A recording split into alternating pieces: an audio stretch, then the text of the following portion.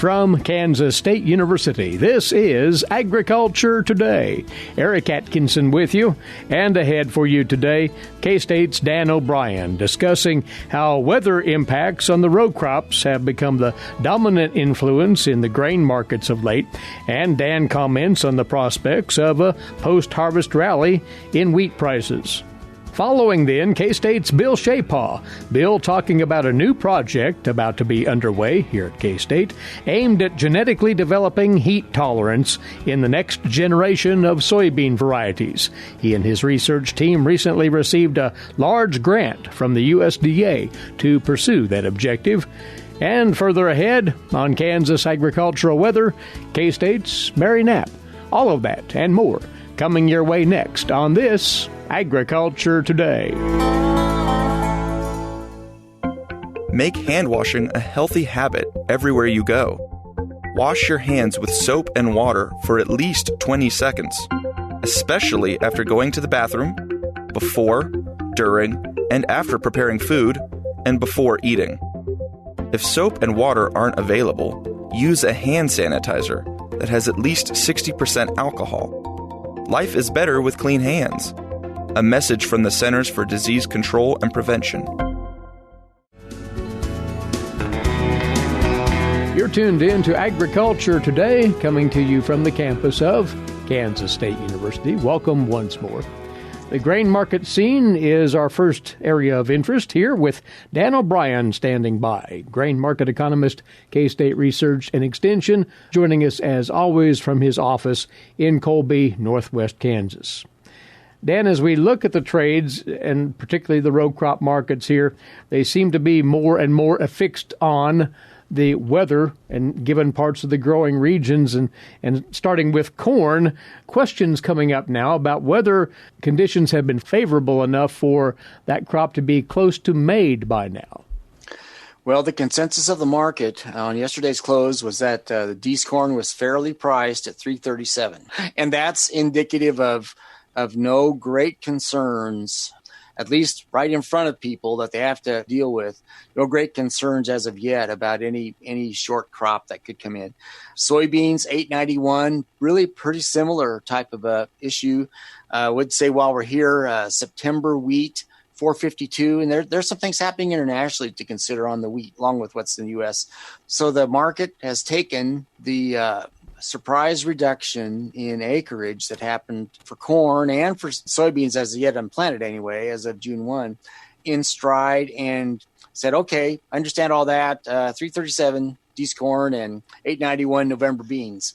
So it makes a person ask the question of, well, is there room for volatility yet? Is this, when in your own area you've gotten some rain, which we have in Kansas, does that mean we now are kind of over worried about the size of the crop? Are we just going to sort of move sideways to lower, maybe dramatically lower into harvest? I know in the materials we put together, Eric, that tried to look at as much weather map information, rainfall accumulation info as possible. And if you go on to that, and I hope people will go on to Ag Manager, pull that up and look at it, you'll see on the 5th page, we have key U.S. weather patterns affecting U.S. agriculture. And there's a lot of dry areas. Now, and there's some spots that have caught moisture. The drought monitor shows still, this was as of July the 14th, some of that rain had come through, and almost all the crop production area of the state of Oklahoma, all the panhandle of Texas, kind of the western third, and it's kind of an odd-shaped boot deal, but southeast, parts of south central, east central Kansas, parts of central Kansas in the dry area. Cut Nebraska, South Dakota, North Dakota in half. And on the west side of that line, you've got quite a bit of dry. On the east side, quite a bit of wet. What's surprising really to see is some emerging dryness in, say, east central Iowa heading into northeast. And you'll see even on the seasonal drought outlook, they're starting to show parts of that northeast Nebraska heading into Iowa.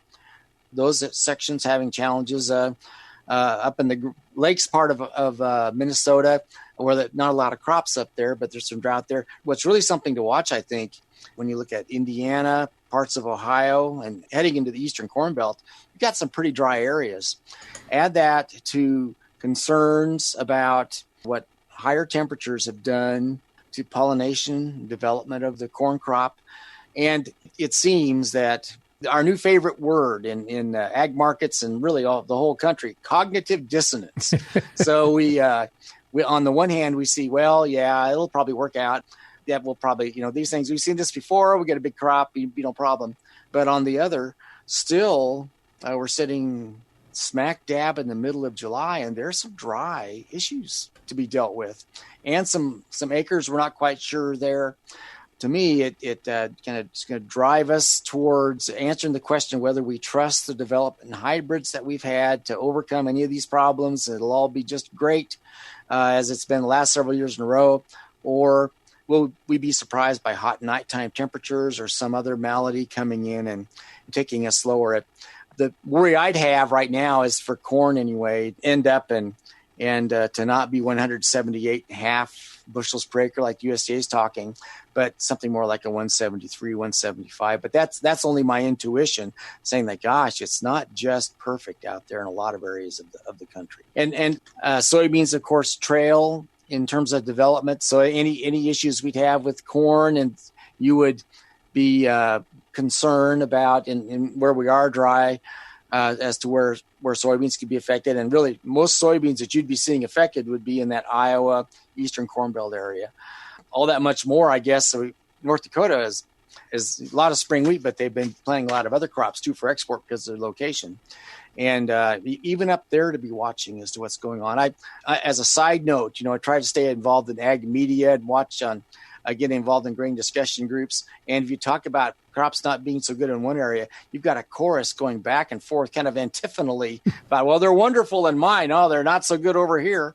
So I think that's consistent with just the inconsistency of conditions across the country. And having said that, then, when you think about market reaction, it would make sense that for any kind of dramatic response to the upside, it would have to be a blanket impact over a wide swath as opposed to these isolated concerns, say, in the Eastern Corn Belt.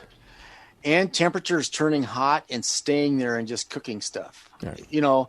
With moderate fears of what might happen, I don't know that switches a market like these ag markets that we've seen over the last several years, that really does much until you get out farther into August, September. Start seeing stuff in the field and getting some USDA numbers to verify what you might see out there. And so it seems right now with the spottiness that we have that, absent really hot temperatures coming in and really, really causing problems, it would seem we'd have subdued grain markets until we get verification of some problems that may potentially be there. Now, a favorable note on the soybean side, you bring this to our attention in the weekly notes on the trades.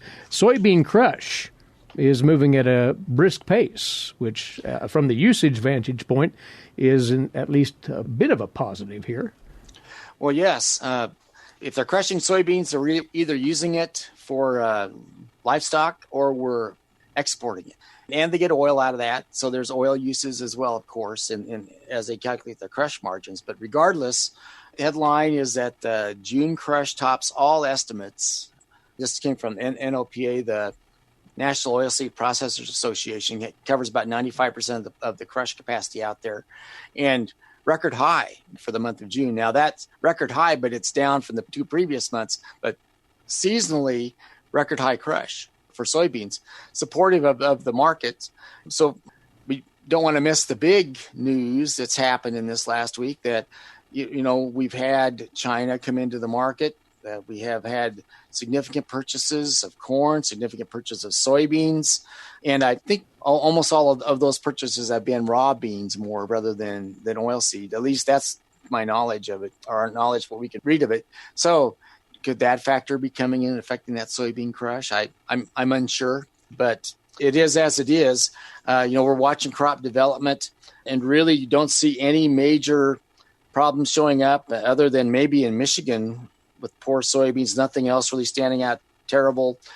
So you bring all this together and the uncertainty where production's going, and I guess 891 November for yesterday's close is probably a decent number, but it's sure not reflecting anybody going gangbusters on either supply or demand in a way that would raise prices a lot higher. yet, at least not yet.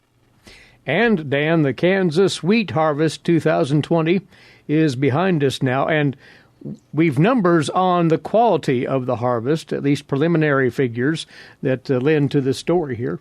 Yes, got a copy in our notes of the U.S. Wheat Associates report as of July the 10th. So most of the shouting is done, and showing protein at 11.6%. Now that's compared to 11.3% for all these samples they've taken. Last year, the test weight, 61.8 pounds per bushel. That was up from 60.8. Now, I sure would not doubt that at all in aggregate.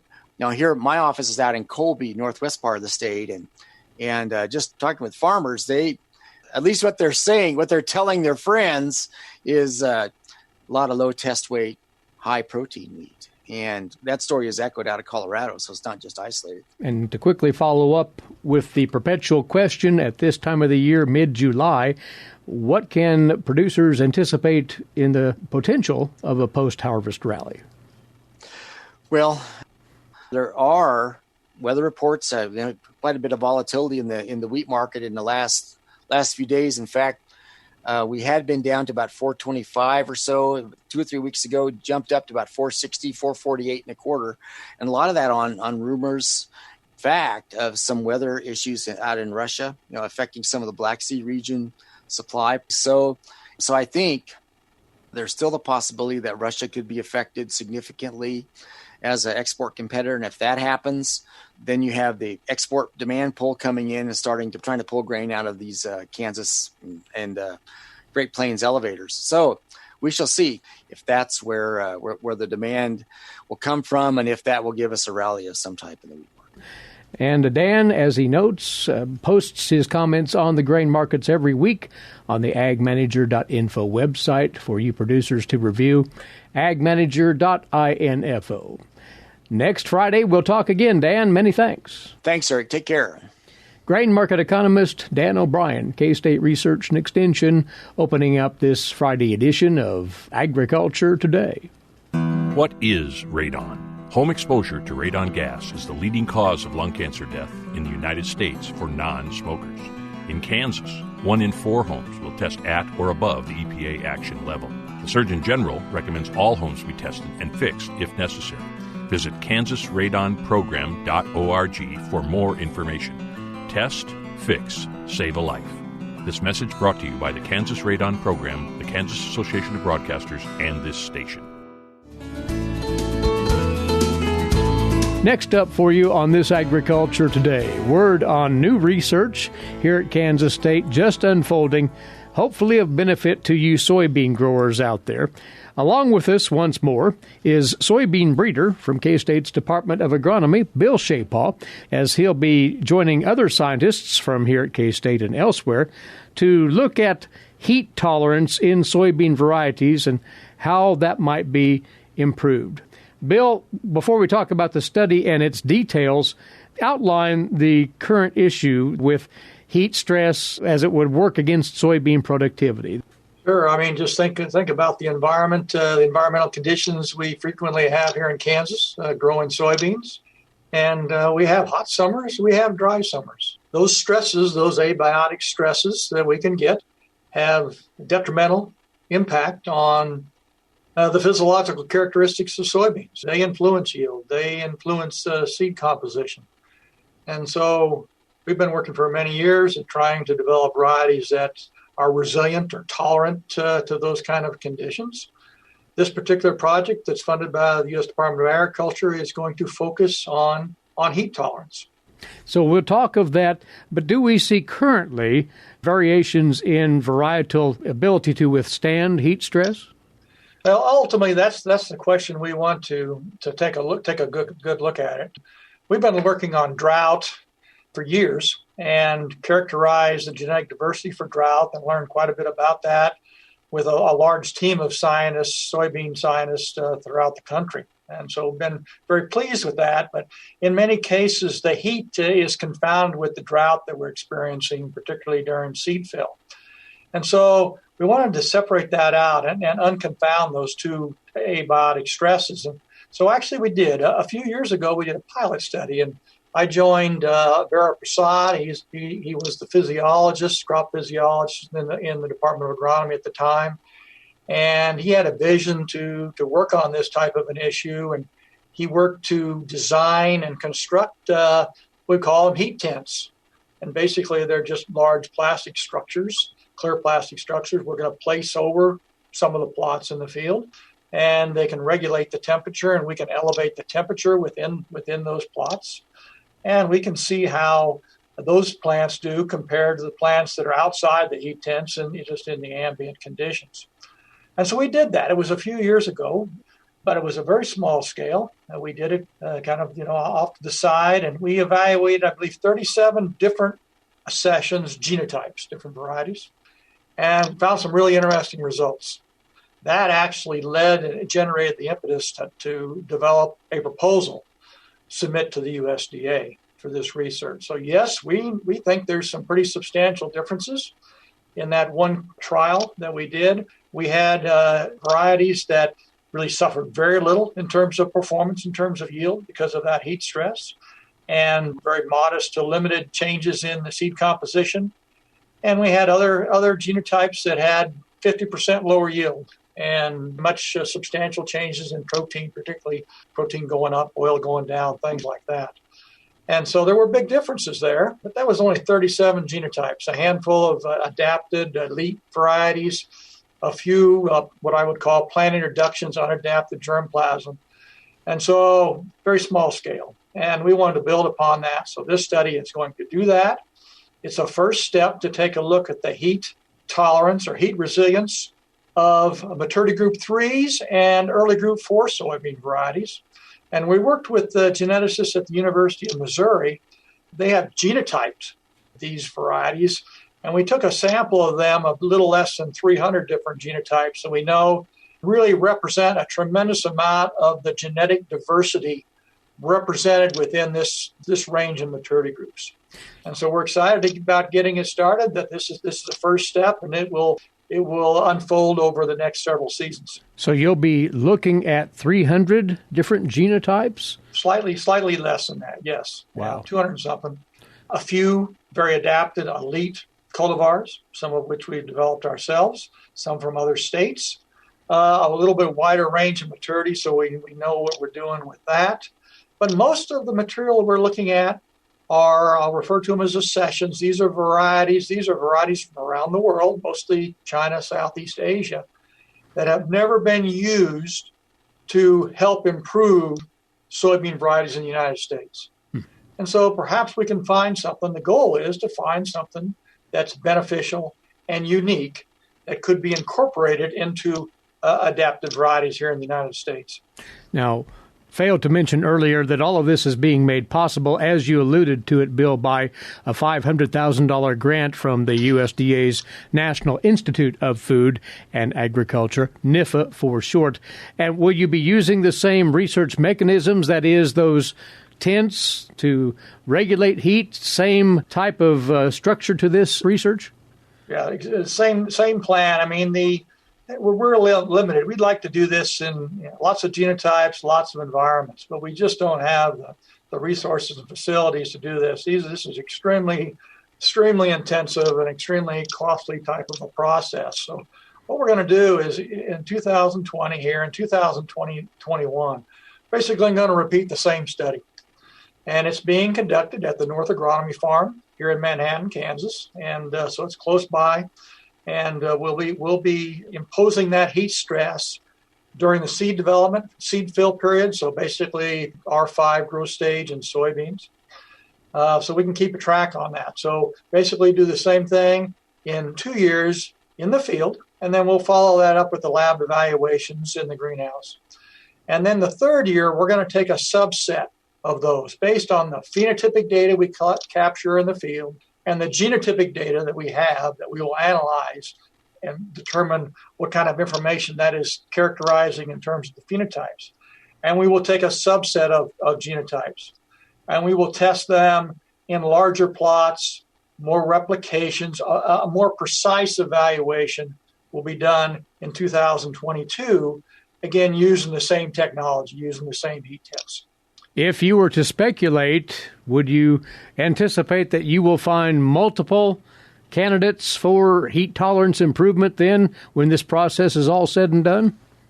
I would speculate that we will, and because we're looking at so many traits.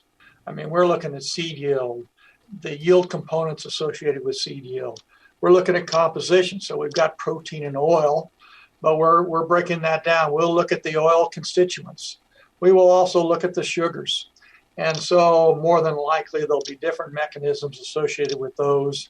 And those mechanisms, beneficial mechanisms, more than likely will be in different accessions. And one would assume, Bill, that there will be crossover, if you will, when you find these heat tolerance genotypes with drought tolerance traits as well. Do they not go hand in glove? Well, it'll be interesting to see, because some of the entries in this trial are some of the lines we've identified for drought tolerance or slow wilting traits. And so they are in this panel that we're taking a look at.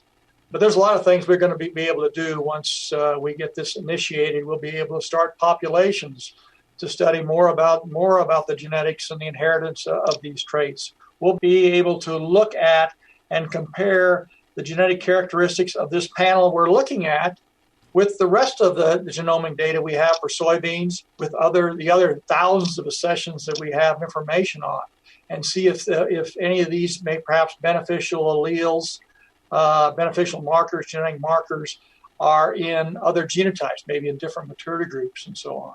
So yeah, there's a lot that we hopefully can learn from this, but we are trying to dovetail this in with drought and plan on incorporating much of this in our drought evaluations as we move forward.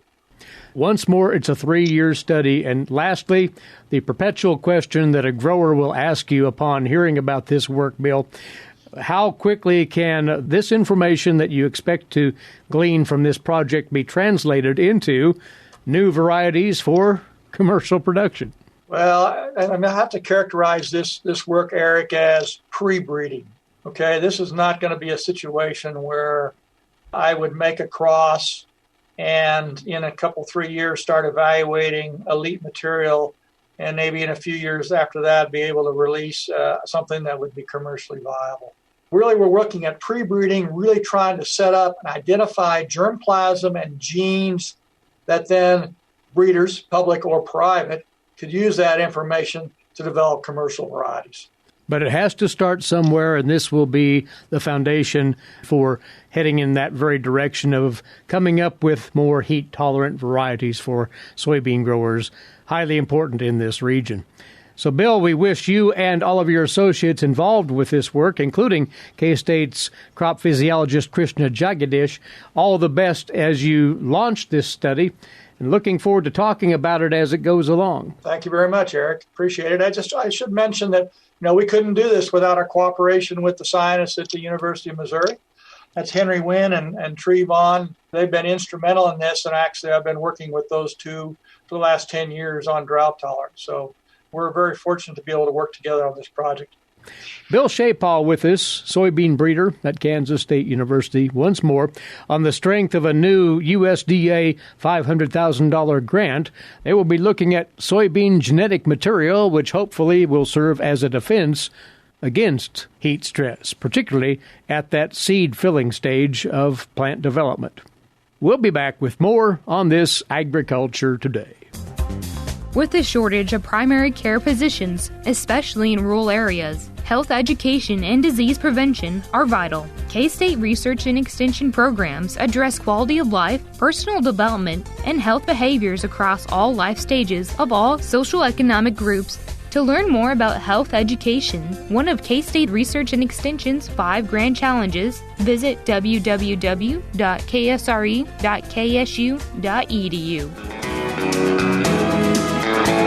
Broadcasting from the campus of Kansas State University, this is Agriculture Today.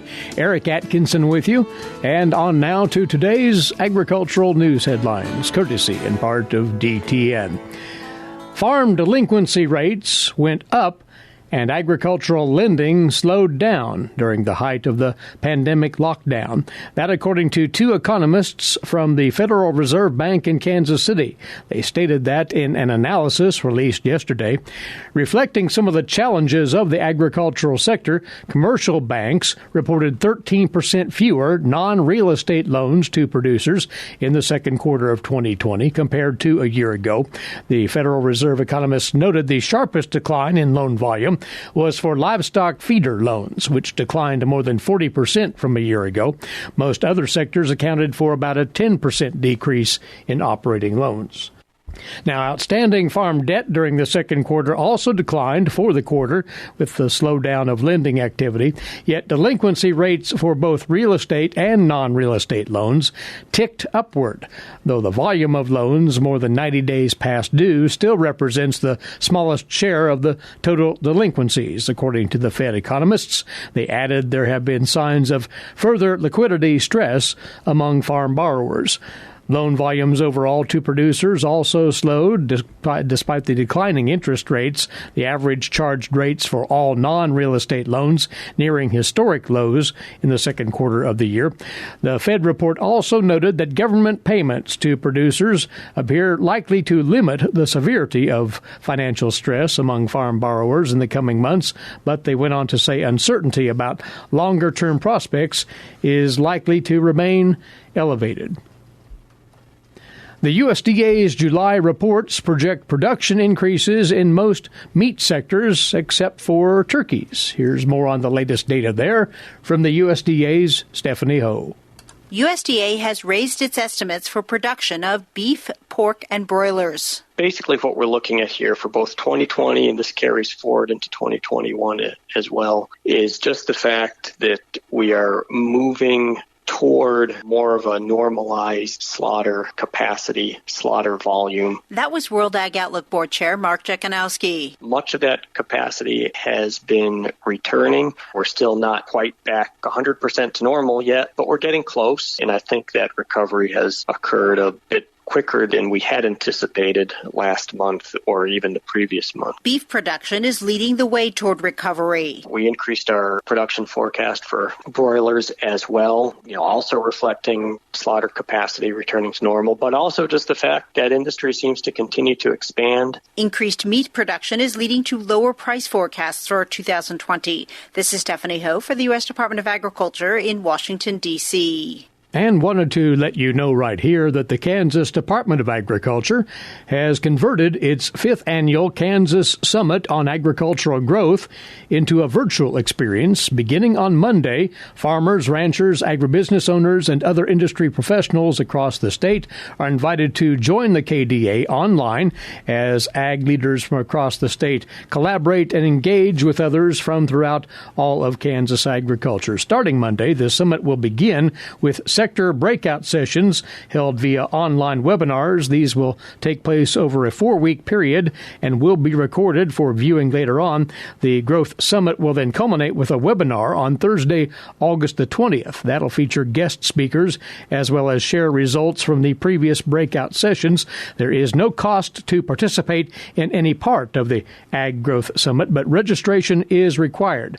To find out more about the summit itself and to register, go to agriculture.ks.gov/summit. agriculture.ks.gov/summit. Well, now that the wheat harvest is over, you producers can start turning your attention to that next crop to be planted this fall. And once again, the call goes out to control that volunteer wheat in your harvested fields as a primary defense against a major wheat disease. Marcia Boswell has more on this week's Kansas Wheat Scoop. Marcia? In some years, wheat streak mosaic virus can be a severe problem for Kansas wheat producers. Fields with very severe wheat streak mosaic can typically be traced back to a lack of control of volunteer wheat. Problems with wheat production the previous year can leave large amounts of seed on the soil surface. As this seed germinates, it creates a green bridge, allowing wheat streak mosaic and wheat curl mites to survive locally. This year, the wheat crop faced several challenges that might have increased the amount of seed left behind after harvest, which could also increase the amount of volunteer wheat. These problems included freeze damage, hailed-out wheat, head scab, waterlogging conditions in parts of central Kansas, and drought-stressed wheat. The presence of later emerged heads due to the freeze damage to main stems can cause differences in maturity between tillers that survive the freeze and later tillers, which can increase harvest losses. Waterlogged conditions and drought stress both decrease wheat kernel weight and likely increase harvest losses of grain. These smaller kernels might germinate into volunteer wheat, increasing the risk of severe wheat streak mosaic the following year. Wheat curl mites will move off growing wheat as the green tissue dries down and dies. After moving off the existing wheat at or near harvest time, the mites need to find green tissue of a suitable host soon or they will die. Producers often like to wait several weeks after harvest before making their first herbicide application to control volunteer wheat. This allows as much volunteer as possible to emerge before spraying it or tilling it for the first time. Often a second application or tillage operation will be needed later in the summer to eliminate the green bridge to fall-planted wheat by making sure all volunteer is dead within a half mile of the wheat being planted in the fall. If volunteer has emerged and is still alive shortly after harvest in hailed-out wheat, wheat curl mites could easily build up rapidly and spread to other volunteer wheat that emerges later in the season. On the other hand, if this early emerging volunteer is controlled shortly after harvest, that will greatly help in breaking the green bridge. However, if more volunteer emerges during the summer, follow-up control will still be needed. Volunteer wheat is not the only host of the wheat curl mite. There is considerable range in the ability of a grassy weed species to host the mite and the virus. These grasses may play an important role in allowing the mites and virus to survive during the summer months, particularly in the absence of volunteer wheat. Genetic resistance to wheat streak mosaic can also reduce the risk of severe disease problems. There are currently a few varieties adapted to Kansas that have wheat streak mosaic resistance. In addition, there are a handful of varieties with resistance to the wheat curl mite. These varieties are actually susceptible to the viral diseases, but they generally slow down the development of the mite populations in the fall. For Kansas Wheat, I'm Marcia Boswell. Thanks, Marcia, and you're tuned to Agriculture Today. When you are in need of timely, reliable, and trusted information, K-State Research and Extension is here. Whether it's organizing people, information, or resources, they have the necessary tools.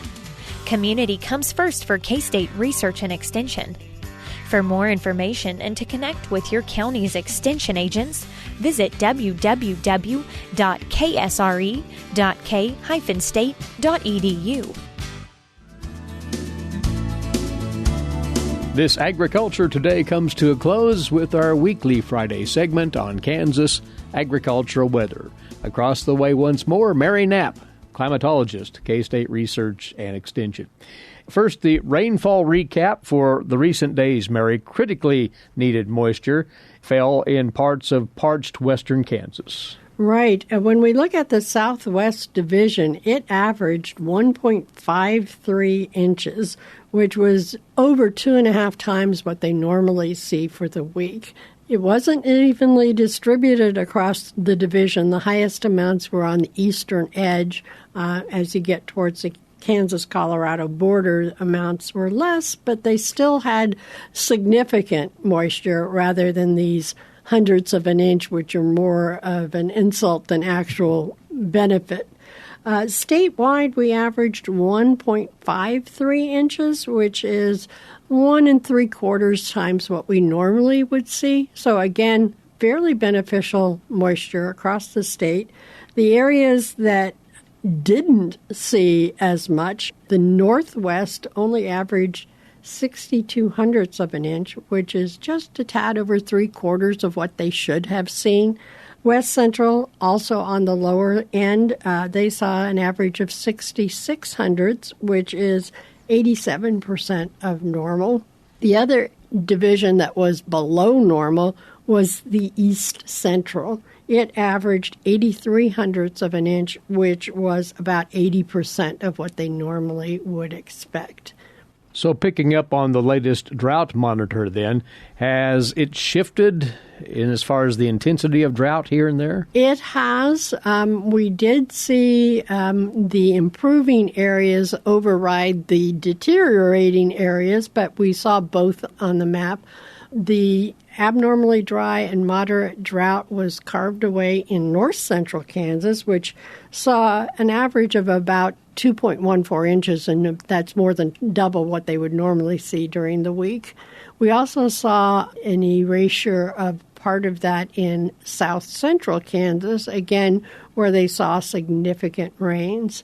In contrast, there was deterioration in northwest Kansas, west central Kansas, and east central Kansas. Again, not surprising given the fact that they saw less than what they would typically see, and that adds to the deficits that they've been building. And on top of that, we've seen hotter weather. Actually, when we look at the week ending on Tuesday, we were about as close to normal as you get. The statewide average was 1/10 of a degree warmer than normal, very, very slightly. Again, that's not evenly distributed. The southwest was the warm spot. They were about 4 degrees warmer than they normally are. But you go up to west central, and they averaged about 76 degrees, and that is just about 2 degrees cooler than you would normally expect it to be. So again, uneven, but really very seasonal as far as the temperatures go. Highest temperature, 106 degrees at Ashland in Clark County on the 9th, and our lowest temperature, 41 degrees in north central Kansas on the 13th. So they had a rainstorm go through and cooled it off, and it was fairly comfortable.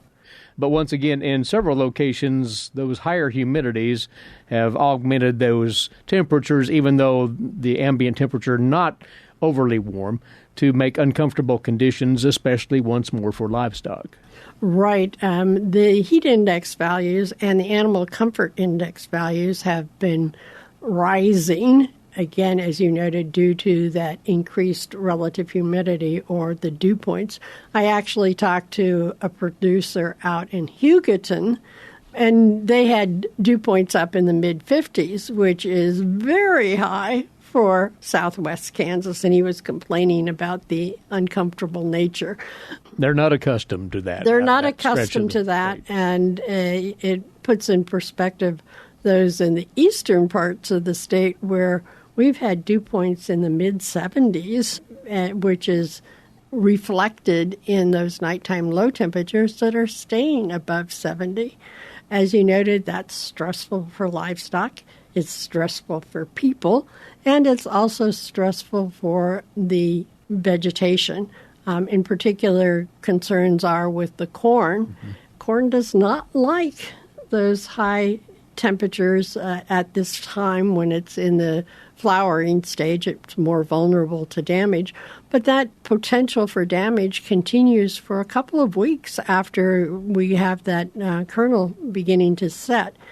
And Ignacio Ciampiti has an article that will show up in the Agronomy e-update that goes into more detail on the kind of impacts we can expect on the vegetation. And having said that, because as we roll into the weekend, those are exactly the kinds of conditions we can expect, you say? Yes, we're looking at our high temperatures being in the 90s. In the southwest, it will probably top 100. Heat index values are going to be very much in the 105 to 110 degree range. I would recommend that the producers check out our tools on the Mesonet. That's mesonet.ksu.edu. There is a heat index tool, so you can look at just how uncomfortable you really are as you plan your activities. But there's also an animal comfort index that's on that site. One of the benefits from the animal comfort index is that you can chart the last 7 days. So you not only see what was the peak stress value, you can also see, does it drop down into the non-stressful part at night, or does it stay elevated? Yeah. And that's key. That is key because the impacts are cumulative on the livestock. So it may not be the first day that causes the problem, but it may be the second and third day that you start seeing stress in your animals. Have a look at all of that at mesonet.ksu.edu for sure. And as far as moisture chances for next week, periodic possibilities of rainfall. Right. Basically, what they're expecting is an unstable pattern. We do have a dome of high pressure. If that erodes in spots, you can have the storms pop up. But it's not going to be as widespread as you would have with a normal frontal pattern. So you might see it on one side of the county and not on the other. Mary, many thanks. Thanks, Eric. K-State Research and Extension climatologist Mary Knapp there. And thanks to you for tuning in today. Please be back with us on Monday. Until then, Eric Atkinson bidding you a good weekend for Agriculture Today. This is the K-State Radio Network.